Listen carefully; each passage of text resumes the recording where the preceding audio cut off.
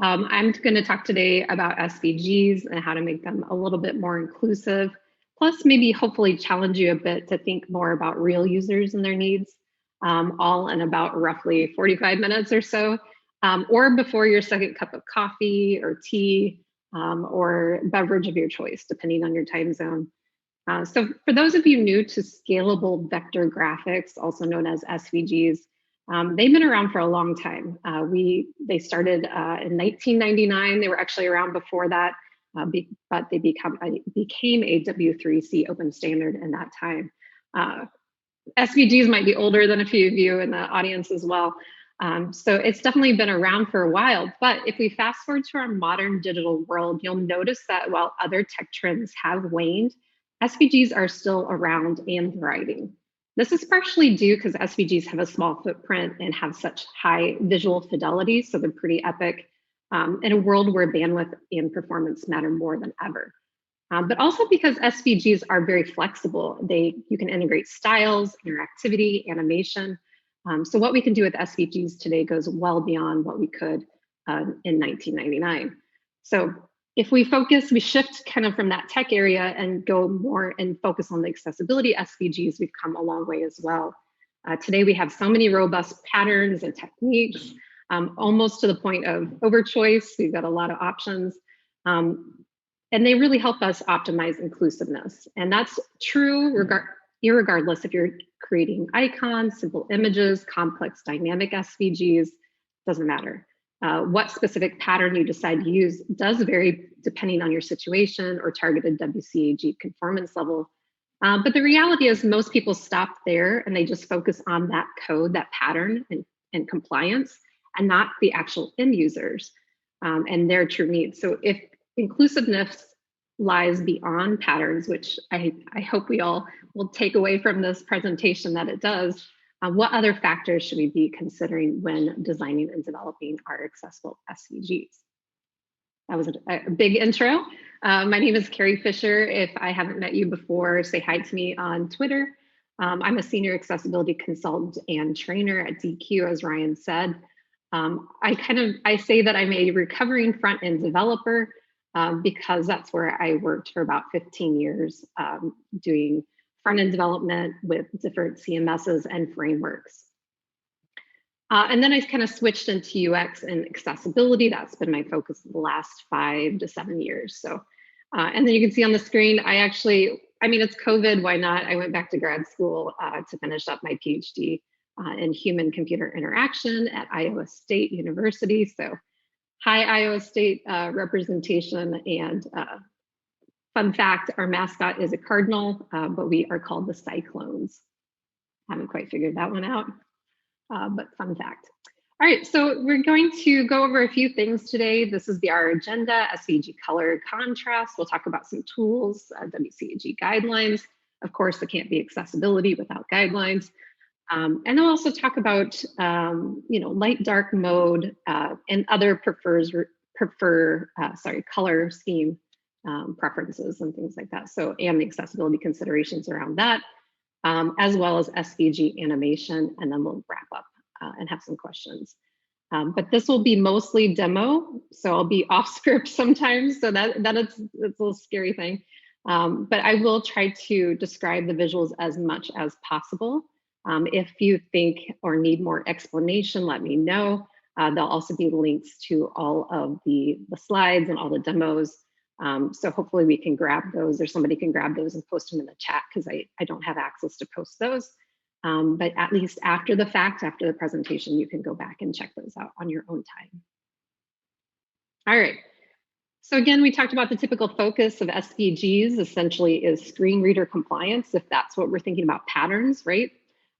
Which is only part of the issue and part of the solution. So globally, people with low vision and color blindness outnumber people who are blind 14-to-1.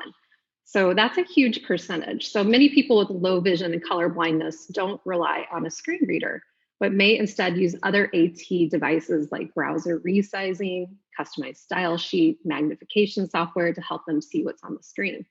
So to these 546 million people, screen reader output is probably not as important to them as making sure the color and contrast is great enough so they can see the SVG on the screen. But how do we go about checking for this? Of course, this is the very first step that we were going to get into. The SVG color palette is to review the WCAG color contrast ratio guidelines. SVGs and other icons when in version 2.0 were exempt from the color contrast ratio requirements when you were targeting AA compliance. But the update to 2.1 guidelines had made it so essential non-text imagery must also adhere to the contrast ratio of 3:1 against the adjacent colors. If you want to dig into that a little bit more, it is success criterion 1.4.11, the non-contrast AA. But essentially, this means that if your SVG were to vanish, if you're thinking about, is this essential or is this not essential? I imagine like if it was to vanish, would it fundamentally change the information or functionality of the content? So if you can answer no, then you could be exempt from this guideline. If you answer yes or maybe, then you need to make sure your SVG color contrast ratios are legit. Of course, there's like a billion tools out there. If you're new to accessibility, just kind of Google color contrast ratios and you'll find a billion tools. So that is not the problem. It's the fact that you actually need to test it and to use these tools. So I've got a handful of tools that I like to use, the contrast checker, Chrome Dev Tools, color contrast analyzer, which will also pick up out of designs, Ali color palette, right? All of these are tools that I personally like, but we want you to use whatever tool that works best for you as an individual and as an organization. So take a look at the options out there and pick one that works, because you definitely want to be using something. Up on here, I also have these color blindness filters and simulators. Those are another way to help people see a little bit of the, what it might be like if you had a certain color blindness. You just have to be really cautious with any kind of simulators or emulators or filters, because they're not a true representation of a individual or a full spectrum of disability, right? There's the gamut. There's so much in between and so many individual variants. So just be careful with that, but that is another option that's out there. I've seen a lot more in OSs and actually design programs that have these filters as well. So take a look at those and see if they're helpful for you.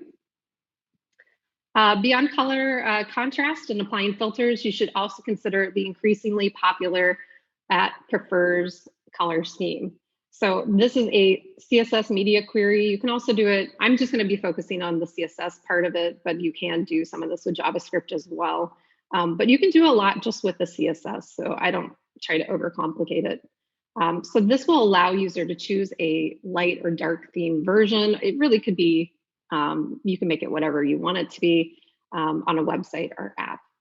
And of course, this media query does not replace that checking that you're going to be doing with the color tools beforehand, but that just kind of gives you more choice for your users to, choose their experience. That's enough talking. I think I'm going to start jumping into some of those demos that I talked about. So this first one we have on the screen, we have an icon image of a house. And if you look at the code that's on the screen, and again, there's a link at the bottom there for the code pin. I'll show it in the code pin and the tab in just a second as well. But like other media queries, to see these different changes and themes, you have to add additional code, and it has to target that query, just like we used to do, for breakpoints, or we still do for breakpoints and things like that. So we have to design the experience, and then we have to code the experience. And it's up to the user to decide which experience they want to have. So this is an icon of a house. It's got the SVG stroke, fill, and background colors are controlled by the CSS. And since the style elements are externally controlled and not hard-coded into the SVG markup, we can add a few extra lines of CSS to make the SVG work in a dark theme. So by just adding literally, I didn't count, but like maybe 10 lines, we've added a completely new dark theme for this icon. So I changed the background color, the color, the edges are all different, and I'll kind of demo that as well. But this example shows that setting up your designs to use CSS to control style elements means that creating a dark theme version of your SVG can be relatively simple. Conversely, if you have a hard-coded styles into your SVG markup, so let's say you have an SVG you can't update in a way that would utilize CSS to change it, you have to kind of maybe reimagine the way that you're going to be using it. So you could create a completely new dark version and just swap out the light for the dark when they switch the theme. Sorry, it's early. But you need to make sure if you do that, you need to hide different images based on the user mode. You also need to hide them, the non-visible SVGs from AT users, so they can't just be sitting there not hidden. So in this particular example, the default theme was light, so it made sense for me to build a dark theme for the alternate experience. Otherwise, if we started with a dark theme, we could have done the opposite. You could start with a dark theme and then make a prefers color scheme equals light. So there are two different ways. There's also a default option too. So usually the default is light, but it doesn't have to be. All right, I'm going to show this demo, and I'm also going to show this other demo. So I'll talk about what this other one is too, and then we'll jump into both of them. So I'll show you the icon one, and I'll show you how I switch on my Mac from the light to the dark mode in my settings.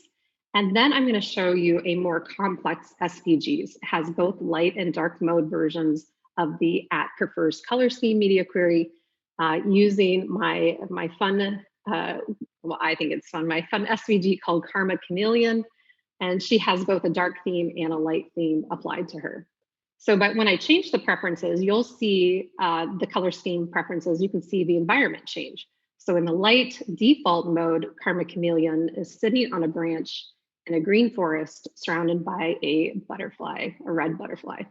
In the dark mode, she is sitting on a branch in space and a blue rocket zooms past.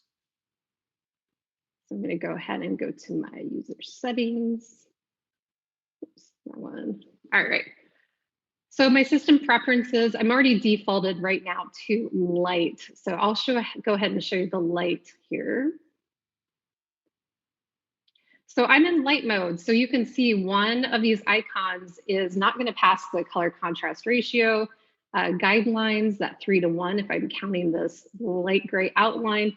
Whereas you can see this icon, if you're looking at it, it's a house icon. It just kind of has a point and then a kind of a rectangle bottom. It's got a purple door and the house is green. And this one kind of stands out visually a little bit more. It has more contrast and meets that ratio.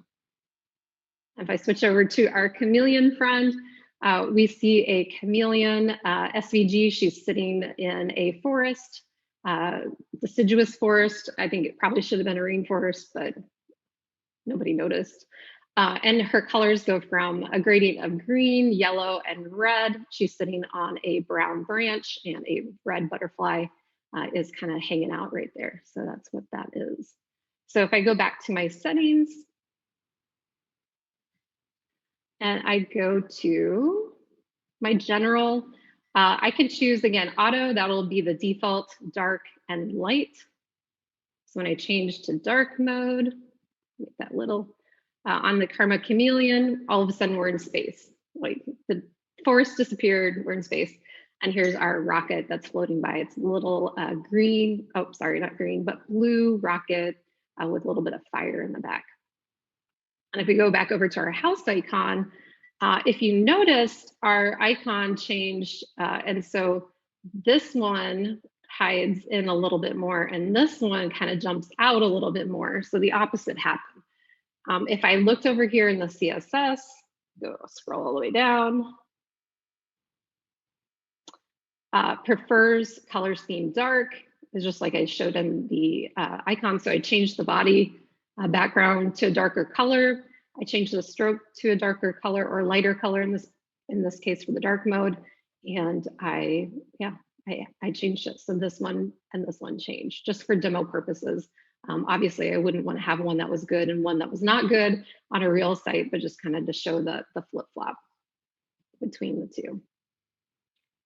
All right, so going back to that.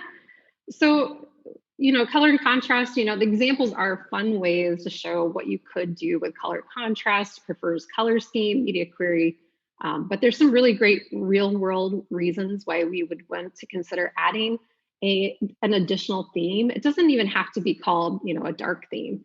I know that's kind of popular right now, especially, but it's the idea that you're giving your users a choice. Some dark themes are helpful to people with photophobia or light sensitivity. So those people can trigger headaches and migraines when they see a website or app that is too bright. But some people find the text on the website easier to read in dark mode, and others find it better in light mode, right? There's a whole battle that goes on. But essentially comes down to giving your user a choice and allowing them to set their preference. And unlike some color contrast based media queries like inverted colors or forced colors, this one is pretty universal in its support. So out of the box, you've got a lot of understanding and use out of it. So I'm gonna pop in here real quick. So here's the, oops, that's the wrong one. Here's the one that I was talking about, the 1.4.11, if you wanna kind of read up on that. And here is the can I use. Anytime I am questioning like a CSS media query, of course, I'm gonna do some research. Last time I checked this, we were closer to 80%. So now we've bumped up to 90% support. So that's pretty universal. I think we've got a few holdouts with IE over here and maybe some of the edge cases, but it's pretty positive news. So definitely something to check out.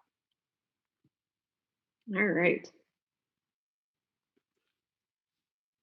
Oops, before I go into that, I was going to show you two more real world examples real quick on that too. Let me pop back into light mode. Forgot I was going to show you those. So I was going to show you accessibility talks. This is one of the organizations Ryan was talking about that I work with, and we host accessibility monthly meetup. It's virtual, it's on YouTube, it's streamed, and it's fun. But I wanted to show that this one is also set up like that, so that's a real world example. It can switch between light and dark. The dark mode is actually the auto mode. So if I press auto, it should have stayed dark. When you go here, this is kind of the default theme. So unless you have light chosen, that's the one that you would see. The same on my personal website as well. So these are real world things that can be applied pretty easily. And you can see the swaps, the house icon, if you're paying attention. All right. So the next one is the SVG animation. So in conjunction with the color and contrast, how your SVG moves on the screen is another aspect to consider when designing and developing with inclusiveness in mind. Of course, these aren't the only two. This is just going beyond the patterns. So the WCAG guidelines for motion for non-essential images is pretty clear, but it's rather lengthy. I went to a session yesterday with Val Head, and she explained it in more detail. She's got a really great article on Smashing Magazine. If you're interested in learning more about motion and regulations, I would definitely check out her article. It's pretty epic. But essentially, non-essential moving, blinking, or scrolling information that starts automatically, lasts more than 5 seconds, and is part of other page elements must allow a user to pause, stop, or hide it. So this is success criterion 2.2.2, level single A. And that's the one that's most applicable for animated SVGs. Depending on the complexity of your SVG, you may kind of find yourself, maybe in some other territories when it comes to movement, but that's kind of the main one. And we definitely need this rule because some users, that moving, blinking, scrolling content can be very distracting.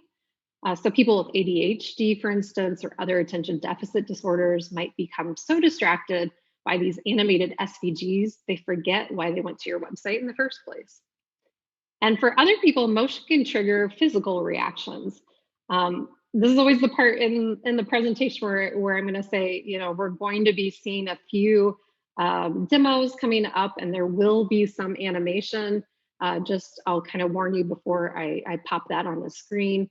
But I've tried to reduce the motion to the point where hopefully it doesn't trigger anyone. But that's the last thing I want to have happen. So definitely caution, and let me know if you find later that they did trigger something in you, because then I can modify them again. and make them even slower. For some, again, like I said, it can trigger physical reactions. For example, people with vestibular disorders can become nauseous or dizzy when viewing movement, when others can be triggered to have actual seizures, which is obviously something we don't want to do. Since SVG animations, like the other moving content, must not autoplay for more than 5 seconds, you need to create a way to pause, stop, or hide the animation. And one way to do this is to create a JavaScript toggle to play or pause the animation. If your SVG is large, or maybe like it's most of your website or app, like animations, as you've seen some pages, as you scroll down, things will pop in and pop out or pop, towards you or something. You need to make sure that you have some way to stop that. Either, again, we're going to talk about the prefers reduced motion, or maybe you have that toggle at the top that just says, no motion or motion, right? And yeah, but if your SVGs are smaller in scale, you could just do a loop. So you don't necessarily need that pause, play, stop JavaScript button, but you may just decide you want to have the loop once and not infinite. I feel like people don't remember that about SVGs, is that it doesn't have to go on forever. You can run it once and stop. Of course, in addition to these options that we just talked about, you can also consider the reduced motion query to add and address some of the animation issues in your SVGs. Similar to the light dark examples, the prefers reduced motion media query checks for the user's settings for motion restrictions and then implements the visual experience based on that preference. So in the case of prefers reduced motion, a user can choose to minimize the amount of animation or motion they see. This is on the operating system, and I've also seen this on the app as well, the app level. When it comes to things like social media, I've seen this like on Twitter, for instance, Instagram, and things like that. So you do definitely have some options. And the following example, we are going to see an animated SVG that writes out with the word as it page loads. And this is its default animation. And the reduced motion version, the SVG is stationary and the word loads without the animation. So depending on the complexity of your SVG animation, how you want the reduced motion experience to look, the amount of extra code may vary. So again, I'm going to be showing a demo with some movement. It loads, it's pretty slow. I was hoping not to trigger anything, but you can see that's the default motion. It kind of, it's the word accessibility on the screen. It's an orange. It outlines kind of the letters, it's all lowercase, and then it starts to slowly fill in the orange. And I'm just doing that again with CSS with WebKit keyframes, and I can just kind of have the fill and the stroke enter, and then how slowly I want it to enter. So I could make this, change this to anything quick. I can make it anything slow. I can do just about anything that I want with it. And this is kind of funny. This is the reduced motion version. It's just an image of the word accessibility that has no motion. So as with other media queries, I have to add this kind of additional code to target this query. And so I decided I wanted animation none. So this prefers reduced motion encode is that one step in your SVGs to make it more accessible, but you also need to consider the way the motion is reduced. So let's say I've created a slowed down version of the SVG animation using the prefers reduced motion, but the slower version is on an infinite loop. So the animation lasts more than 5 seconds. So that technically violates that part of the WCAG guidelines for that kind of motion. So even though I've slowed it down, I've violated the other part of the length. So you have to kind of keep in mind, what this means. So if I instead created a reduced motion version of the animated SVG that stops after 5 seconds, then it would pass in that part of the rule. So it's a subtle code change and thought process, but completely two different user experiences. All right, so I'm going to show that mini demo that I just showed with the words, and then I'm going to show Karma Chameleon again. She's back, this time with prefers reduced motion query and related code. By changing the motion settings and using a browser that supports it, again, we need to make sure that that's in place. You can see the animation change. So in the light mode, what we're going to see is with the reduced motion, karma chameleons in a forest with a stationary red butterfly. We saw that one earlier. And when I turn on the not or uncheck the prefers reduced motion option on my operating system, we'll see the butterfly begin to float around. Her eyes will move and her colors will change. In the dark mode, in the reduced version, she again is in space, and this time the stationary rocket will fly past her. The same thing, her eyes will move and her colors will change. Hopefully somebody got my joke. The karma chameleon does change from red, gold, and green. So that is those are the colors that we'll see for her. So I'll go show you both of those. All right, the first one is the accessibility text. That's the one I showed in that demo. Again, a trigger warning for anybody who has motion sickness or is concerned about that. All right, so I'm back in my system preferences. The light dark mode for me, an operating system on Mac, is under general, whereas this one's under accessibility and then display. And you can see I have reduced motion checked. Now I'm going to uncheck it, and then I'm going to start to see the change. So very similar. So go ahead and take out, look at that example if you want to look at it. Here's the chameleon. Yeah, whoops, wrong one. Too many windows. There we go. So reduced motion, we have the stationary butterfly. When I undo reduced motion, we start to see the color change. We start to see the eyes move and the butterfly flaps around. If you remember, we have that light dark mode on her as well. So if I go back and I go to general and I go to dark mode, now she is in space and the rocket is zooming past. So all this code is obviously in the code pens that are posted as well. So definitely kind of dig into that and look at that and see what you want to see there. I want to show this in a real world example as well. So going back to, I'll change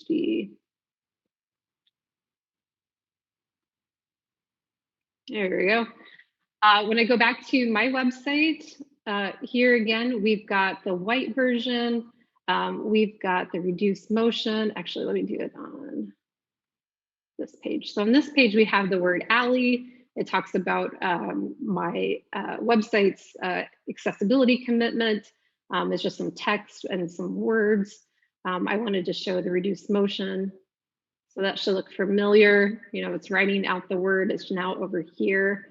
But I also have another piece to it, and I have to refresh to see this one. But now if you look at my page, again, another little bit of a trigger warning. I did not have these purple kind of orbs flying around before, but now I do. So some prefers reduced motion. Just kind of a side note is that some of them will, when you check the box, will just stop right away. Some require you to refresh the browser, open a new tab or something to actually see the change. So kind of keeping that in the back of your mind. But definitely some real world examples where it prefers reduced motion and that color scheme combination, is an option. So if I go back to the understanding here, of course, this is that 2.2.2. So again, you can read all about it. There's a lot of really great examples in this one as well. And the can I use, we're up to 91.5%. So prefers reduced motion is just all over the place. Again, it's up to the developers and the designers to build those experiences for our users so they can have them. And I think the question I get asked all the time, and I'll probably get asked it again, is that question of, how do I know how much is too much movement? And there's not a clear answer for that. And I think that's why I just tell people, just have no animation. Why not? Just stop it right there. What are you losing by having that animation be missing, right? That's always the question to me. It's like, I'd rather be overly cautious and just kill the animation than to possibly trigger somebody by having too much information or too much animation on that page. So definitely something to think about. All right, I had a little bit of coffee and talked a little fast, but I want to make sure that we have enough time for questions too. So color contrast and animation, of course, is at the heart of every SVG. Studies report that these visual elements hold intrinsic meaning, so they are important. They really contribute to the brand recognition. They're tied to companies' perceived value. So making SVGs a large area where designers and developers can really have a direct and immediate impact on our users. It's also important that we don't just think of SVG accessibility as something to help other people, because who hasn't found themselves in a situation where they battle glare on a device screen, or maybe you have a migraine and you just can't handle another thing floating in or moving. Something that's meant to delight us has suddenly made us sick. Or maybe you're just visiting a website in low light setting and the text is really hard to read. That popular gray on gray on gray hopefully is going away. It seems to be trending away, but that is difficult for people with low vision. Definitely something, and people with older eyes, of course. To help with the WCAG guidelines, the use of the tools, the continued addition of the support of new CSS media queries to allow for more choice, we can really impact all people in a more responsible and inclusive way and make a better space for everyone. So the quote I have on the screen right now is by George Day, and he is a professor out of University of Toronto. And he says, inclusion is not about bringing people into what already exists. It's about making a new space, a better space for everyone. So I hope that you all can do that now with your SVGs. All right, thanks everyone. Thanks so much, Carie. Fantastic presentation. We've got a lot of questions, a lot of great comments, many of them expressing mild frustration, we'll call it, with the continued use of Internet Explorer.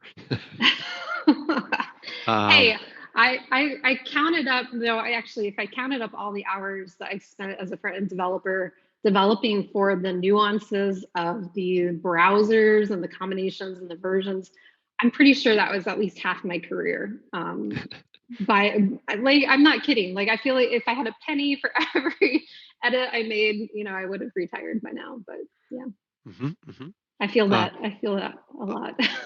Also wanted to provide you some positive reinforcement that many, many people appreciated your Boy George reference. Yes. Love it. I sometimes I kind of say jokes, or I say things like tongue in cheek, and I'm like, I hope people understand this was a joke, because it usually is. Yeah. I did want to point out one quick thing too, is that I totally forgot. I did write about this last year, and it's actually been about a year as of tomorrow, on Smashing Magazine. So if you want to kind of get a little bit more nuanced, some of the examples are similar, some are a little bit different. I definitely went off script a bit more, but get more information. Tons of links are there. And then also my noticed is just noti.st and then / my name, Carie Fisher. And you can grab those slides there too. So, and it should also have those links as well. So whatever you prefer, or none. You can choose none. We do have a bunch of questions that we can get to. Awesome. Okay. Most popular question in right now is, prefers reduced motion enough to meet WCAG requirements for motion on a page, or must there be a toggle on a page to reduce / stop motion?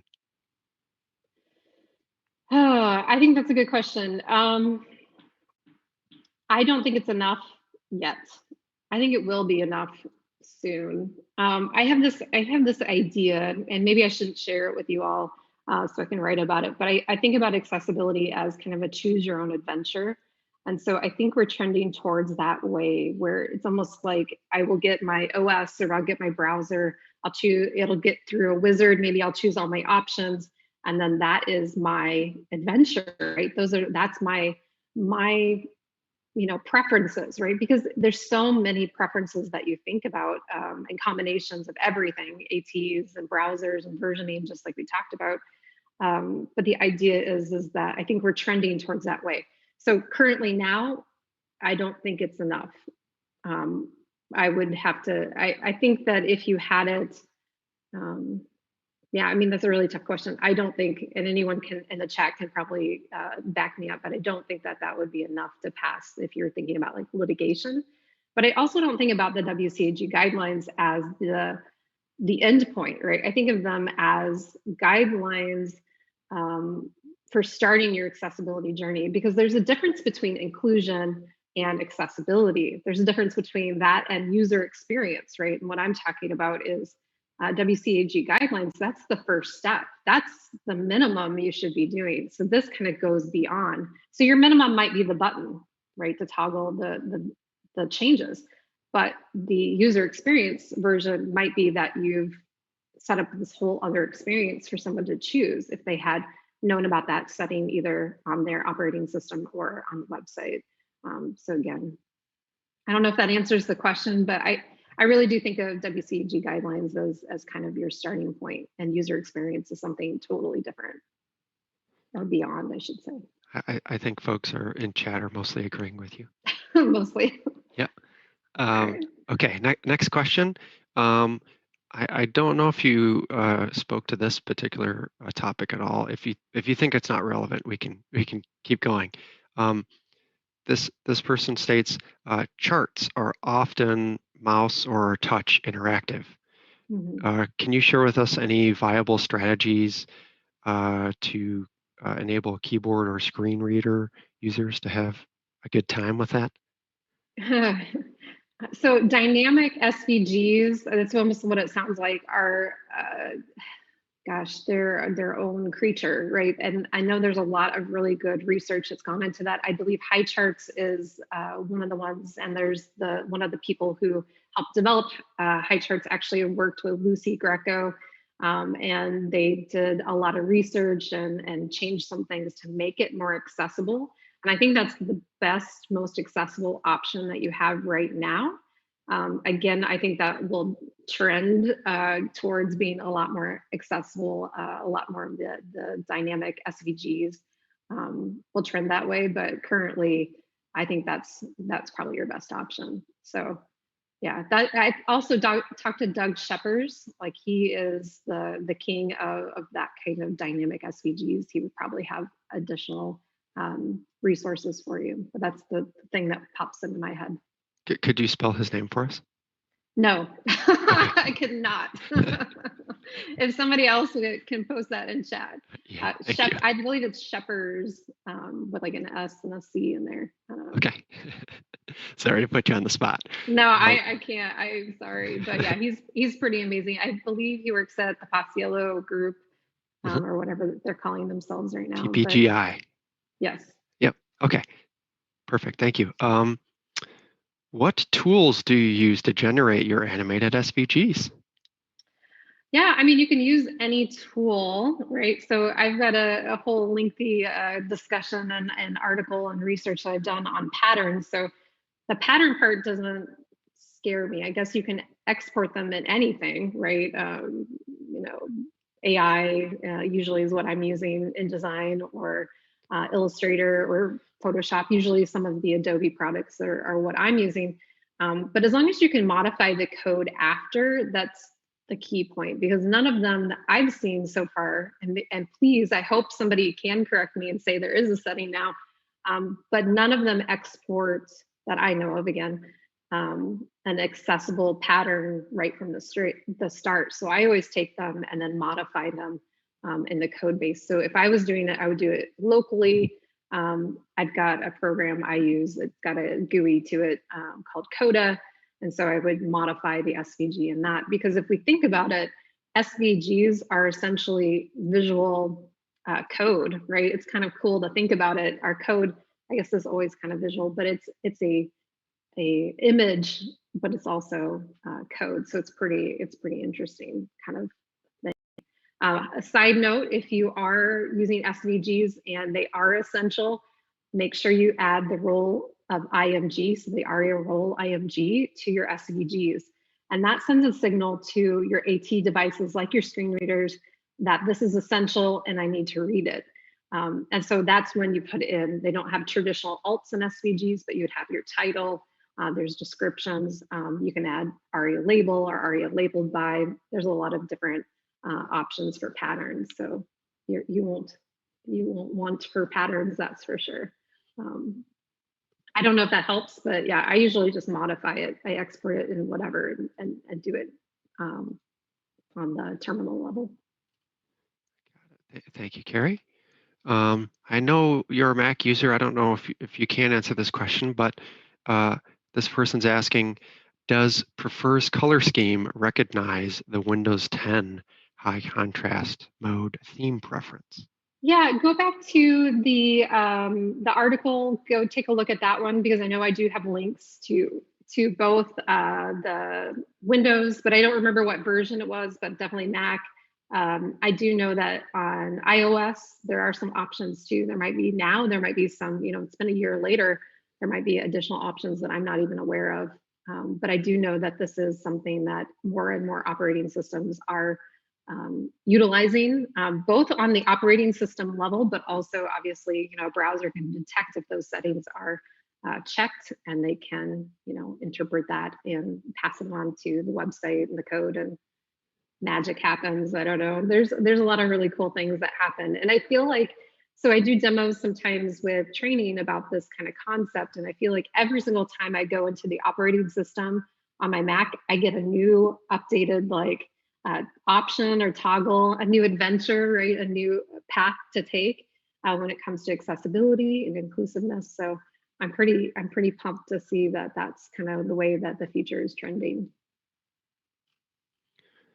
All right, thank you, Carie. Let's see, one more here. Well, we could probably do 2 or 3 more even. I should have talked more, I guess. Now No, too many no, this is questions. amazing because there's so many questions, and a lot of them have a lot of upvotes, so people really want to know. Okay, I think you touched on this a little bit, but it's got a lot of upvotes and probably needs reinforcement. Sure. This person's asking, we currently don't do any testing in dark/light mode, just whatever the default is. Should we start adding that to our test case? Is this a WCAG requirement? Okay, so yeah, definitely not a requirement that I know of yet.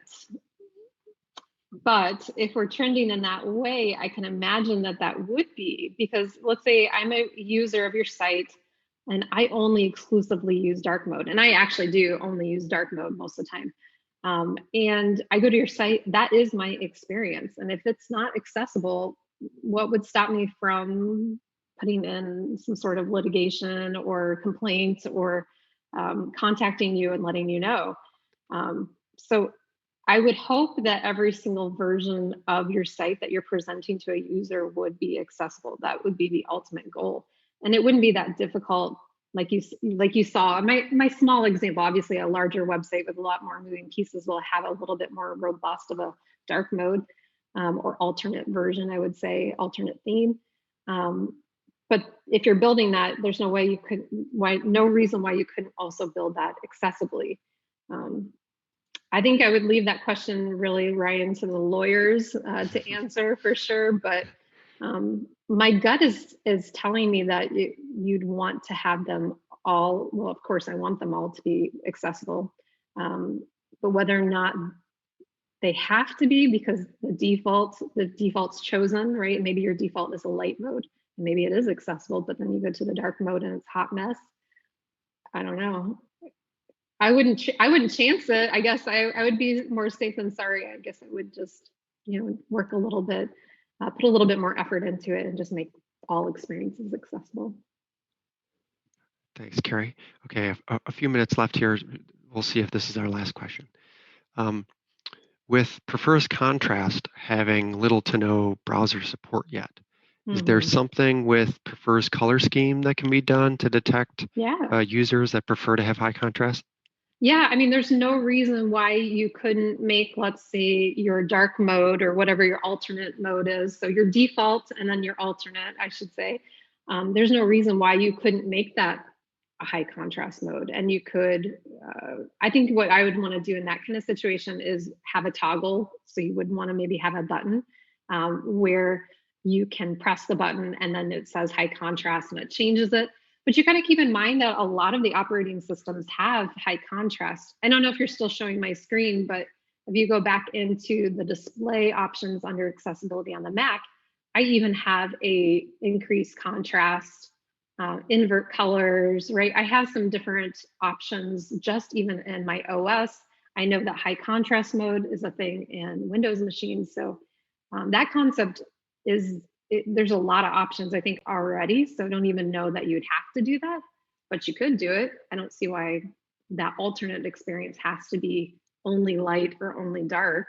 I mean, that's how it's labeled in the CSS, but there's no reason why you necessarily have to have that.